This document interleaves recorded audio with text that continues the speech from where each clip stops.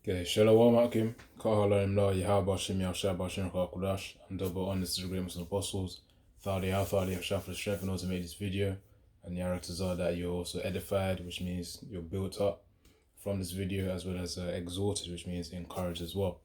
Well, this one's the part 6 to the little series that I'm doing, going into Native American history, with this book in particular, Native American history, and by the authors called Captivating History, man. So in the part 5 I was going into Pocahontas, but I couldn't finish it because the storage ran out. So I decided, okay, let me clear up some stuff and let me do a part 6, Yaratazar. So just to get straight to the point, Yaratazar, to continue from the last point, because I was talking about John Smith and his perception of what Pocahontas was doing, man.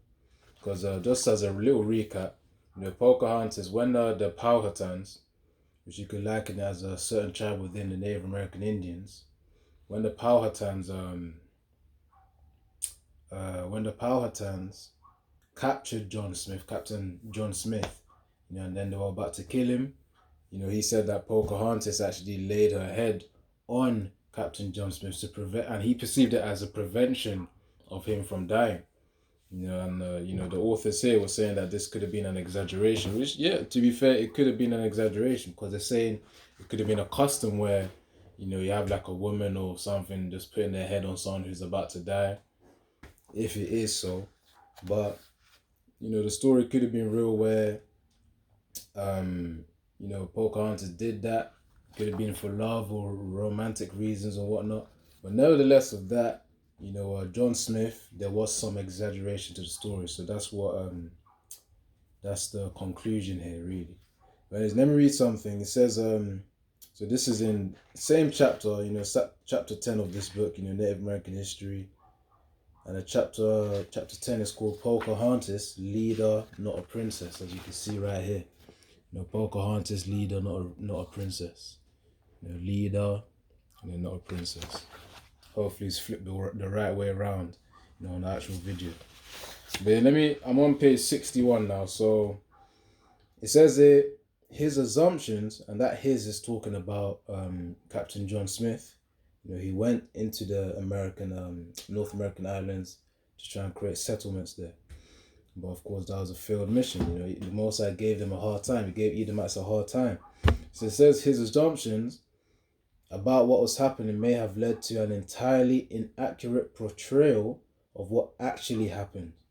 So of course, the point is the assumptions of Captain John Smith could have been seen as an exaggeration, an alteration to what actually happened when it came to Pocahontas, man. Now it says here, inaccurate portrayal of what actually happened. Even after hundreds of years on the same continent, Americans still fail to understand Native American customs. So this is just as likely as any other possibility. Smith did not attempt to attribute any motive to Pocahontas that was done by others later. So it says in England and Europe, most women were still treated as property, and many could not understand a woman doing anything for a man. And that's true, because the scriptures talk about a woman being a possession, man. So let me try and get down quickly. If a man taketh a wife, he beginneth a possession. Yeah, so let me just search out quickly and bring out that precept. He beginneth a possession. And that's true, man. Well, nowadays, obviously, we've strayed away from that because of the system and indoctrination that Esau's had. Whereas, you had the first, second, third wave feminism. That's when, the freedom of women then began. They were like, oh no, we're not property. We're not possessions. That all of that was just that's a statement to summarize the first, second, and third wave feminism, man. I think you could even call the fourth wave one as the Me Too movement, if that's even something. But yeah, hold on, just bear with me. Because that was the days of old, women were actually property. So all that stuff that you may be hearing from, the the Andrew Tates of the world. You could say that, there is truth to what he's saying. We filter what we perceive in this world with the lens of the scriptures. So if it's scripturally correct, we commend those people, man. So let me get beginneth, obviously in terms of what they actually say, beginneth a possession.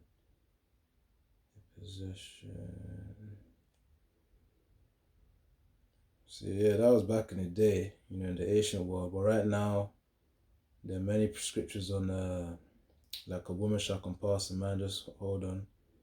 Yaratazama, I'm gonna get that as well. Beginneth. Hold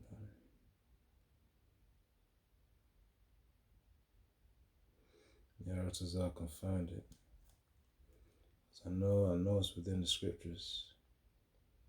Right, I might have to just search up on Google. Hold on.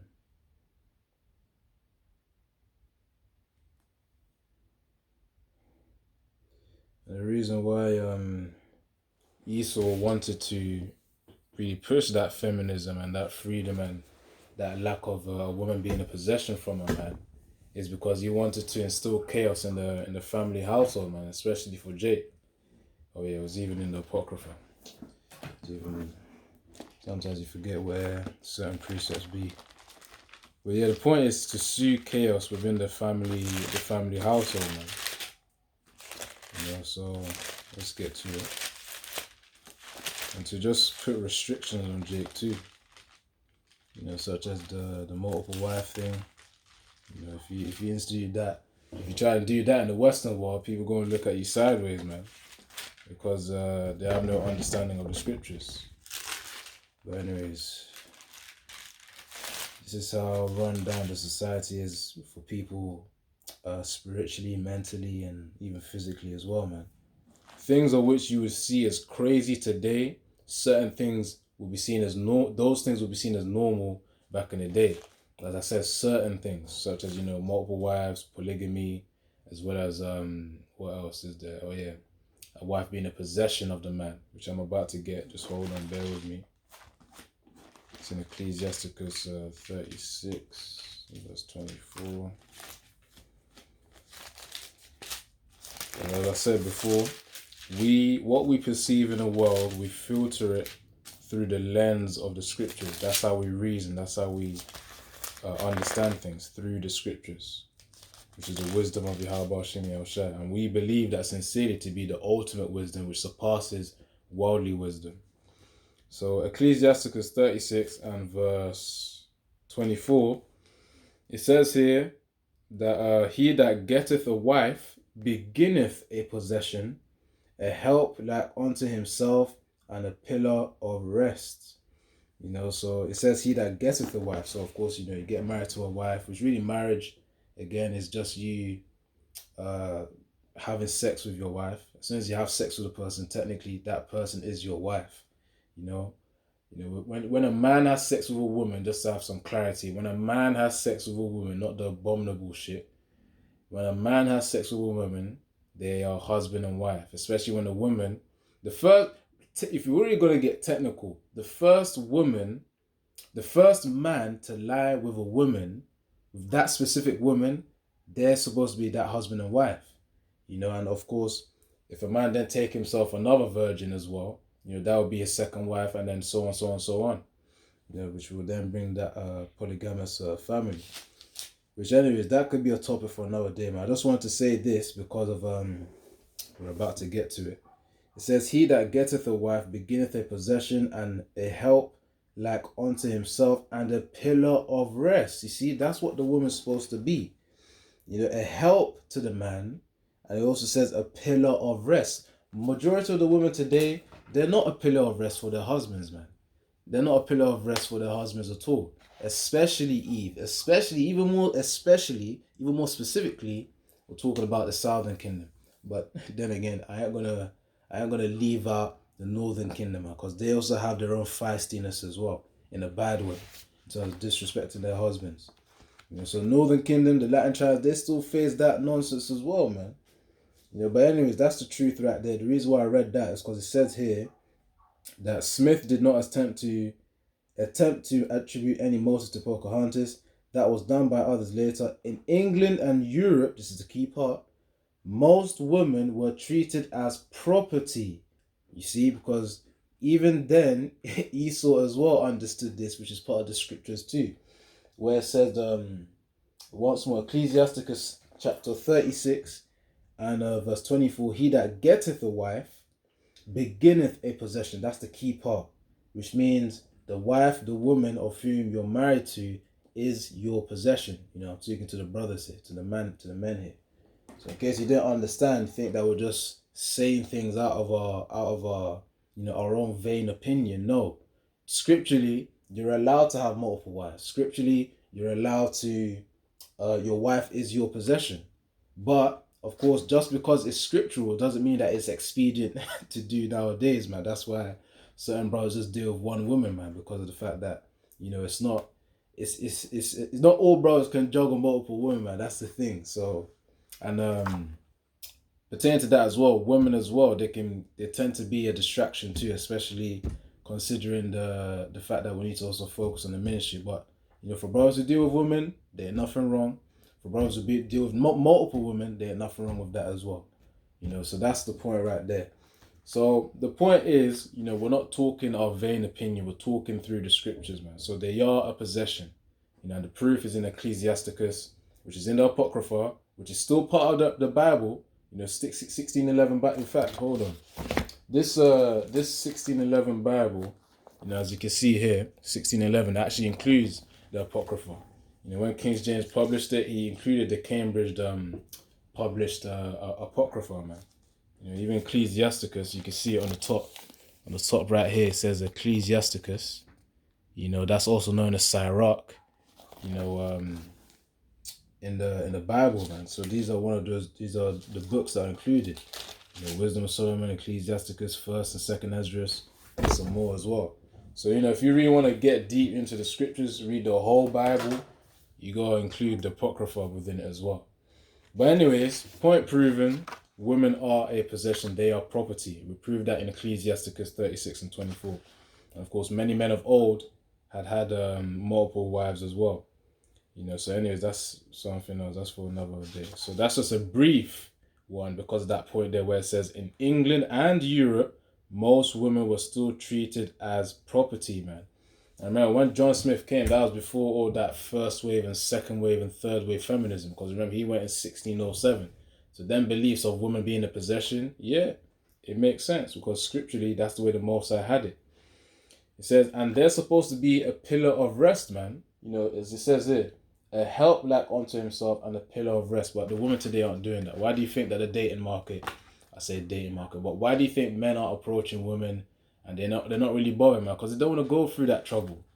A man want to have that peace when he comes from work, man. He doesn't want to have to take a breather before he then deals with another form of trouble, at home. It's tiring. That's why men just want to, as the movement, as they named the movement, MGTOW, men going their own way, or men go their own way. Something along those lines of men going their own way. MGTOW movement. And it makes sense because they don't want to go through that trouble, man. You might start a relationship, she cool the first few months, and then after that, she just becomes a complete demon. Certain brothers, if you could deal with that, you could deal with that. If you can't, you can't, man. As Paul said, just know that it's going to be quite a lot to deal with, man. It's going to be quite a lot of trouble. But anyways, let's continue. It says, most women were still treated as property, and many could not understand a woman doing anything for a man without there being romantic sentiment. You see, again, he that beginneth a possession, he that getteth a wife beginneth a possession, man. She's supposed to be a help unto himself. So these women, of course, they would have had more than a romantic interest, because when you're in a relationship, a husband and wife, they have romantic interest clearly for each other, man. So of course they then play the roles that would then serve each other. The wife being the help and the pillar of rest for the man, and the man obviously being a provider for the woman, man, to also look after the children too. So that's the point right there. Anyway, so for a man without there being romantic sentiment, Despite being ruled by a queen, that was for quite a long time, man. Queen of England, which she's gone now. She's in the spirit realm right now. It says even the English did not think women were capable of much, and it's true. Again, scripture support that. It says women were not, as it says here, despite being ruled by a queen, even the English. So obviously, this is all about the men, by the way, did not think women were capable of much, and it makes total sense. It makes total sense. I'm gonna bring this one out as well. I'll bring this one out. And the reason why the authors are talking about this is because of that was the belief back in the day in the 17th century, 1600s. Let's get this. Let's get this first. First Peter 3 and verse 7. It says, "Likewise, ye husbands, dwell with them." This is talking about wives, by the way. A woman, rather. It says, "Likewise, ye husbands, dwell with them," your wives, "according to knowledge, giving honor unto the wife as unto the weaker vessel, and as being heirs together of the grace of life, that your prayers be not hindered." So the keeper says giving honor unto the wife. That's really just talking about respecting your wife as well. And that's the keeper where it says as unto the weaker vessel, because yes, she is the weaker vessel, really spiritually, physically, and mentally. And that's not just to try and get on women, as a target for some emotional triggers. No, it's not for emotional triggers. We're just stating the facts here. We're saying what the scriptures say. It says giving honor, so you respect them with the knowledge that they are weaker than you as well. That's literally what the scriptures are saying. In fact, let's see what the NLT says, man. Let's see what the NLT says. Because they are weak. That's why they're more subject to demons, man. They're more subject to demons. They're the ones just flabbing their mouths. Talking to try and trigger their man. And they're not being the pillar of rest. I keep repeating it, man. They're not being the pillar of rest. But let's get this in the NLT. 1 Peter 3 and verse 7. Giving honor, respect them with the knowledge that they are weaker than you. That takes self-control and wisdom, especially when the woman ain't operating on a wise, well, how can I say this? Because the Most High would deprive them of wisdom anyways. But when a woman ain't really playing her role, we established that in Ecclesiastes 36 and 24, being a pillar of rest and of course a help unto the husband. Now let's see what the NLT says. Hold on.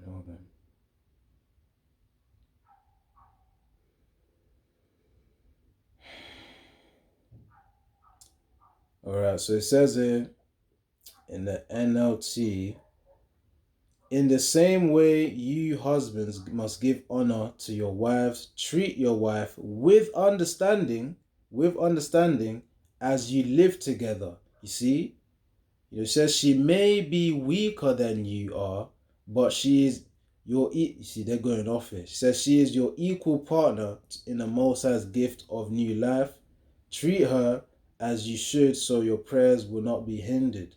So the point is, the man, they're going off there. They're saying it's an equal partner, but no, the man is above the woman. And we could prove that right now.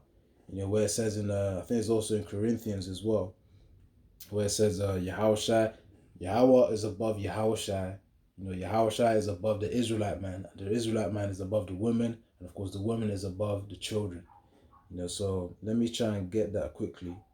So they're not equal. So the NLT, the New Living Translation is going off, man.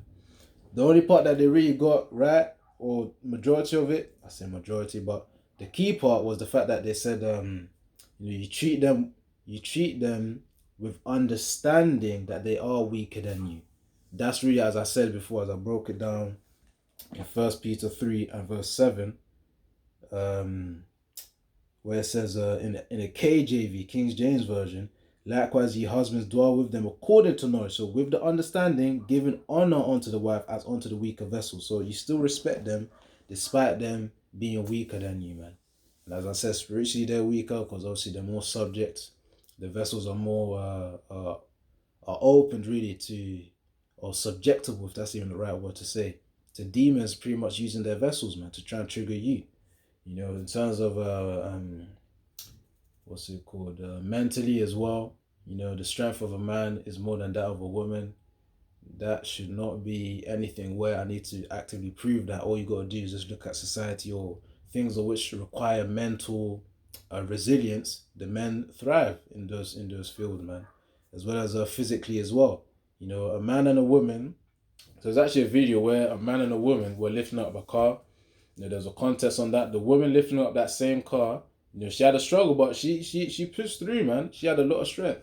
But a man, doing the same thing, it was a bit easier for him, man. So the man is the stronger vessel. The woman is a weaker vessel.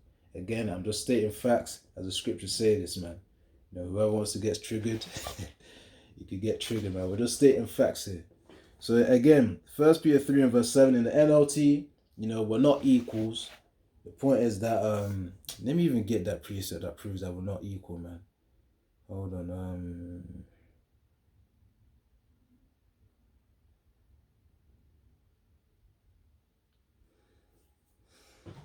Because people go get in the mind. If you can't get, you can't get. You just gotta move on.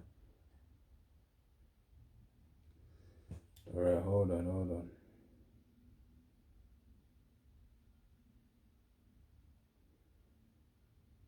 Alright, let's see. Oh damn, I actually thought it was in Corinthians, man. But it's in Ephesians though. So it says Ephesians 5 and 2. Ephesians chapter 5 and verse 22. Ephesians chapter 5 and verse 22. It says, wives, submit yourselves unto your husbands as unto the Lord. Yahweh Shem Yahushai. It says, for the husband is the head of the wife, even as Hamashiach, that's referring to Yahushai, is the head of the church. And he is the savior of the body, man.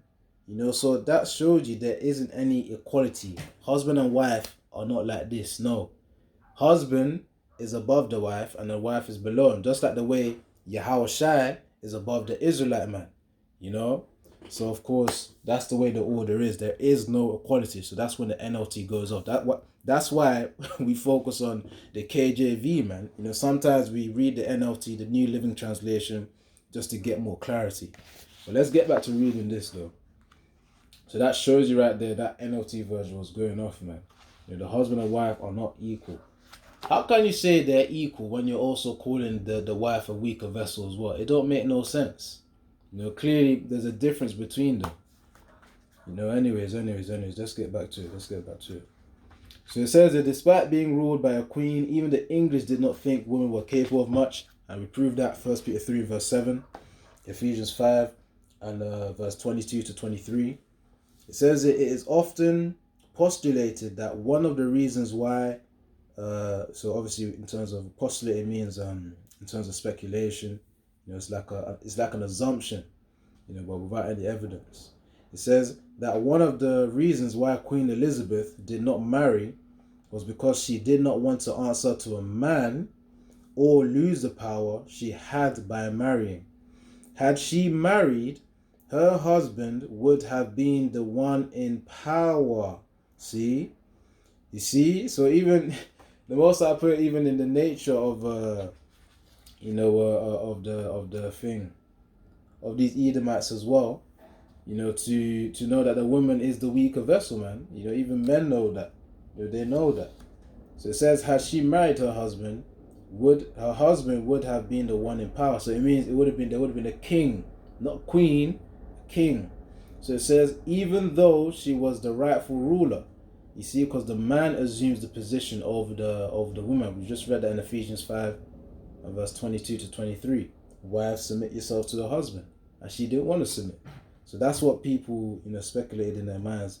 They just assumed, okay, she didn't want to marry a husband because of the fact that she knows that she's going to have to submit to him. So that's that there. So even though she was the rightful ruler, it is no wonder they could not see any other reason beyond romantic interest, despite the fact that Pocahontas was still a child. Remember, she was 12 years old. Yeah, she was 12 years old, man. Hold on. Yeah, it says that in page 61 in the first paragraph. It says, no older than 12 years old when Smith was brought before her father. Pocahontas was still a child even by 17th century standards. Yeah, so the point being is that she didn't. She was 12 years old, but really, the thing is, when a woman reaches the flower of her age, that's when she's allowed to marry. In other words, when she starts, I guess you could say, producing that egg. In the simpler sense of putting it. Trying to get into the technical words here, but what's it? I can call it the menstrual cycle. Obviously, I gotta update my knowledge on it, but the point is that when they go through that cycle of fertility, when they start to produce their eggs, that's when they reach the flower of their age, man. That's really the peak of their fertility. The younger they are, the better, really. So, 12 years old by today's standards, you say it's a child, but by scriptural standards, they're not actually a child, really. So really, there wasn't really anything wrong, man. Let me even see if I can try and get another precept as well. Yeah, if it takes too long, then I'm gonna have to deal with that in another video. Let's see.